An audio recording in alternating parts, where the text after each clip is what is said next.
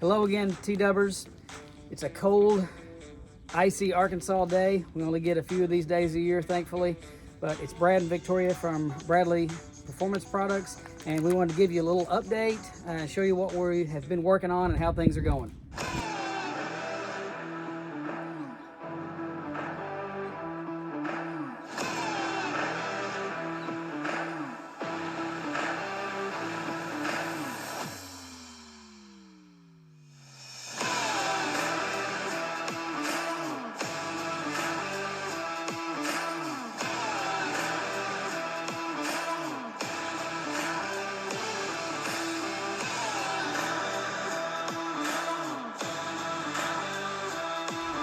Okay guys, so I wanted to give you an update for what we're working on and how things are going.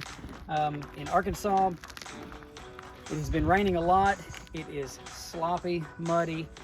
We live on the edge of the Ozark Mountains, and so the riding that we do, we have some flatlands, as you can see, but we also have a lot of rocky bluffs, a lot of long, muddy, deep mud holes. So the riding that we do gets pretty gnarly. And we've had a lot of rain, and so before this ice came, day before yesterday, we had a big ride with myself and a couple other friends that have stock 22 model T-Dubs.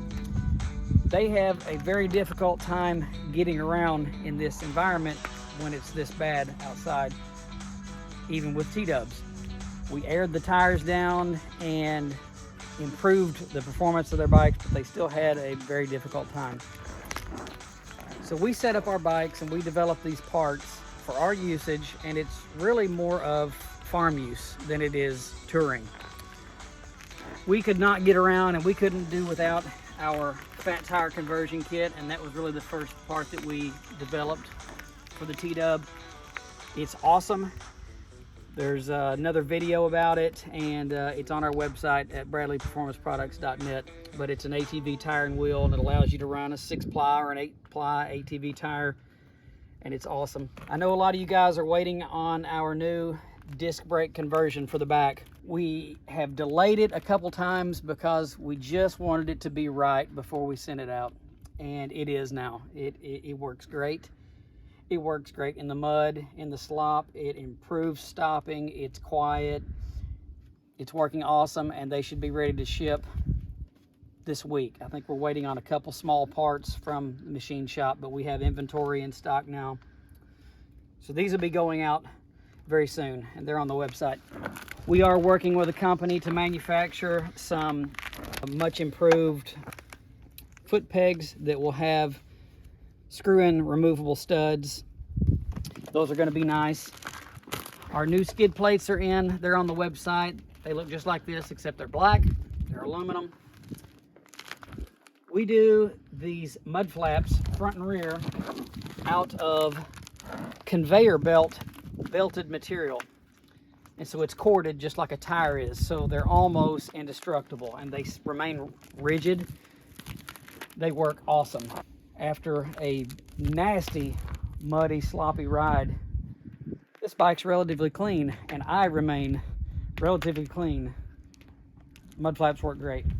We have almost completed the fat tire front conversion, which will include the wider front triple clamps and axles and hubs that will allow us to use the same ATV tire and wheel that we use on the back on the front. That's going to be a neat deal. It's coming soon. We do some small things, like we have an auxiliary light mount in the front to be able to mount 2 or 3 auxiliary LED lights on the front. We have a fender lift kit in the front if you need that, if you want to run the oversized tire in the front. As you can see, we don't run any mirrors generally around here because they get in the way in the woods. This little item right here is my favorite, the little clutch lock. It allows me to open doors and gates without having to find neutral or turn the bike off, side stand, get off, all this stuff. I just leave the bike's in gear, I roll up, I reach over the front, I open a gate or I open the door, and then I've released it and the bike's going again. I love that little add-on. It's my favorite. I use it a lot. We do 3 different oversized rear sprockets that you can't buy anywhere else. We do a 57, a 60, and a 70. If you use these bikes off-road, which is all that we use them for, so these little motors don't make a whole lot of horsepower, but they really come alive with that bigger rear sprocket. It does cut down on top speed. We don't drive them on the road hardly at all. When we do, it's 40, 45 mile an hour.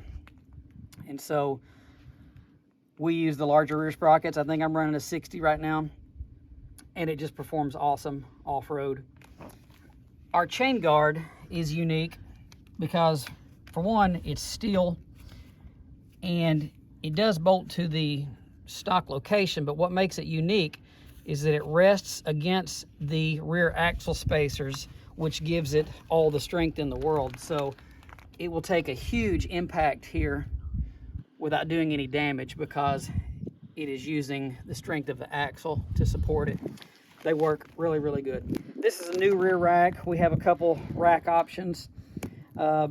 This one is part of a 3-part system that includes the bracketry that holds our side plates that we refer to as utility mounts.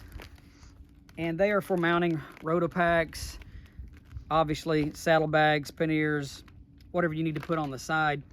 Ours are also set up for lash straps to be able to drop 5-gallon buckets into the lash straps, and that's the way we use them, and they work awesome. If you use it around the farm, kind of like we do, the 5-gallon buckets on the side of these things is awesome. Almost forgot, a lot of you guys have purchased our tow bar or tow hitch for the back of these things. And it mounts on the side of the swing arm, comes back, curves around the back of the tire, and just gives you a hook point back here.